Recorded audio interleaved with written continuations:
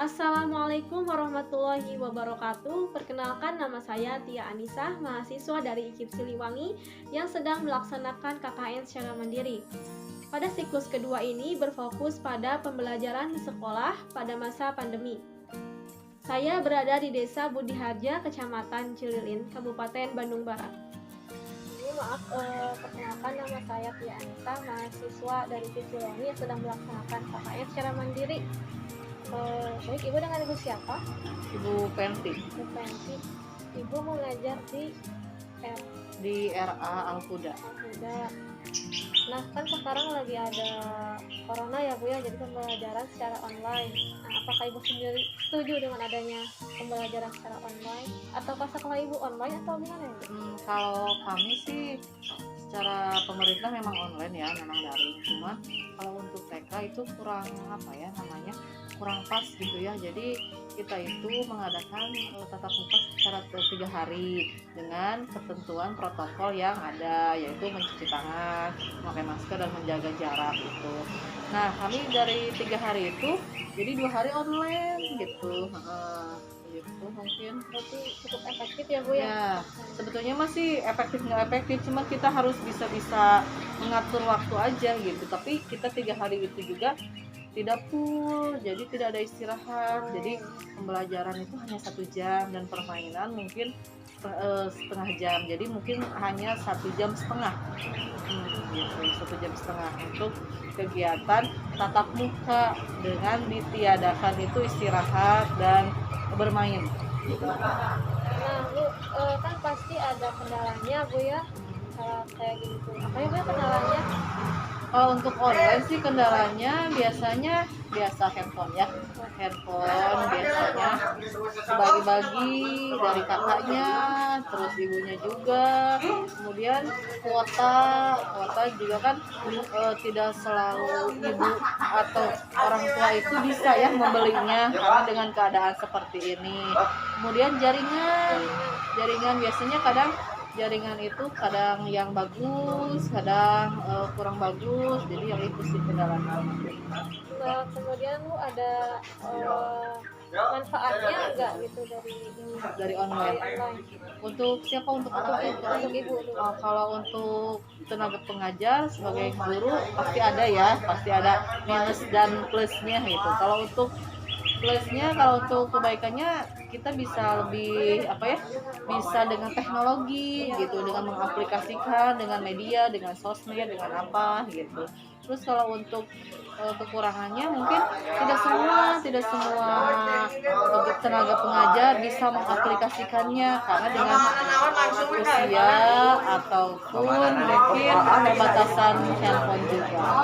Kalau untuk orang tua nih ya, orang tua yang mendapatnya bagaimana Bu ya? Ada keluhan atau gimana orang tua? Kalau orang tua sih kadang sibuk orang tuanya ya, kadang sibuk mendampingi anak, terus kemudian handphonenya juga tetap kayak tadi dibagi-bagi antara kakaknya, adiknya gitu dengan ibunya sendiri, itu aja kendalanya. Dengan kesibukan orang tua dan handphone juga. Nah, itu yang terakhir aja ya Bu ya. Pesan apa yang ingin disampaikan kepada pemerintah terkait pembelajaran seperti ini Bu?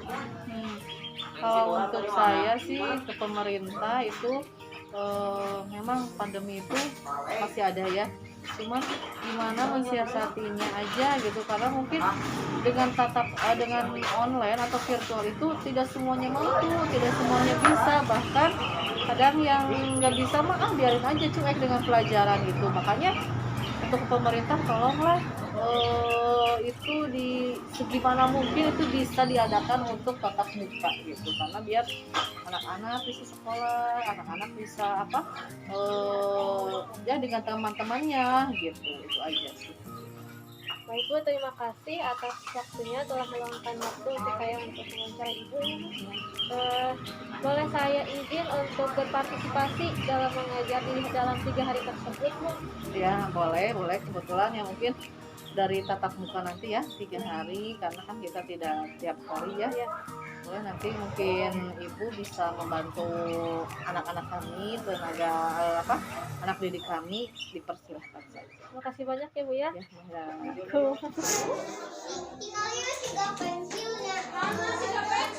Ya,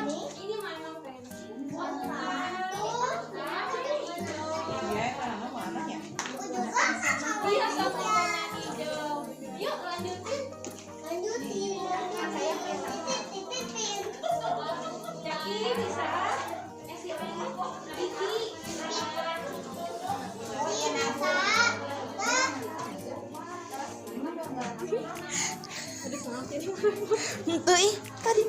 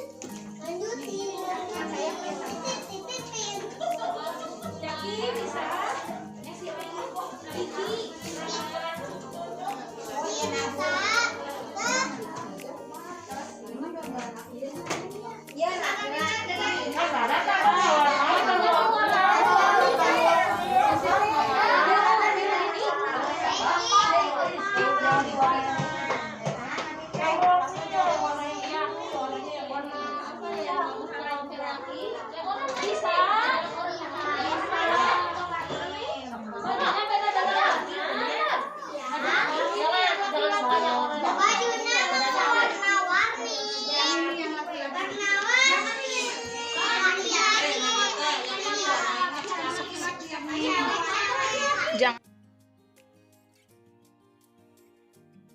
Sebelumnya telah meluangkan waktu untuk saya untuk wawancara untuk melengkapi tugas KKN.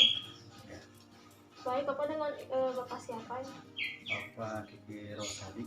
Kiki Rosadi.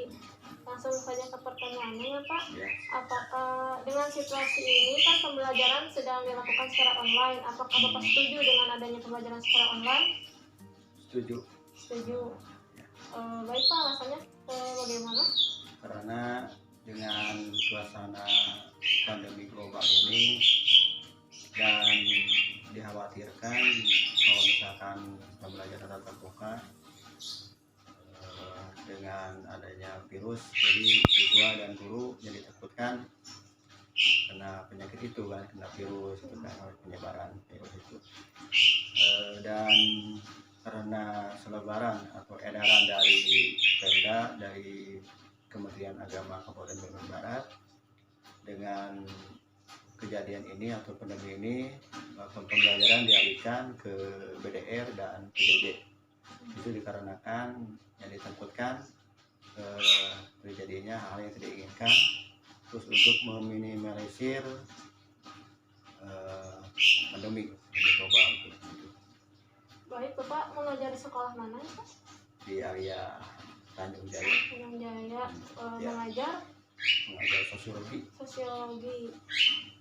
Tapi itu pembelajaran secara online itu efektif atau tidak ya Pak? Ya, kalau pembelajaran online itu ada kendalanya gitu kan, ada positifnya, ada juga negatifnya gitu kan, ada ya, hikmahnya juga ada gitu kan. Tapi kebanyakan pembelajaran online ini kebanyakan siswa yang jadi kendalanya gitu.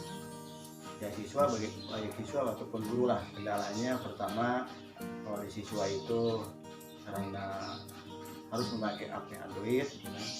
Jadi ada beberapa siswa yang tidak mempunyai HP Android, punya HP Android, jadi kendalanya adalah kuota dan jaringan. Nah, kalau guru sih bisa diusahakan gitu kan, karena yang guru mempunyai HP gitu kan. Tapi ada juga guru kalau misalkan rumahnya di gunungan gitu kan, itu menjadi kendala dan jaringan. Baik Pak, kalau manfaat diadakannya pembelajaran secara online ini, apakah ada manfaat bagi Bapak sendiri? Karena kan menggunakan internet terus gitu. Ya sebetulnya sih ada manfaatnya juga ada, dan jadi ya ada juga yang tidak manfaatnya gitu kan. Karena yang manfaatnya pertama, yang manfaatnya bisa ya dengan pandemi global ini kan bisa istirahat kita di rumah itu kan, terus bisa menghindari hal-hal yang tidak diinginkan karena terjadi penyebaran virus corona itu kan. Terus kalau misalkan yang jadi tidak manfaatnya atau misalkan yang jadi kendalanya adalah kalau misalkan pembelajaran secara langsung virtual itu jadi bisa berkomunikasi dengan siswa gitu kan, dan bisa menjelaskan ke siswa, bisa mempraktekkan ke siswa. Jadi itu kalau misalkan di langsung gitu kan, virtual. Tapi itu ada keluhan ya pada siswanya sendiri?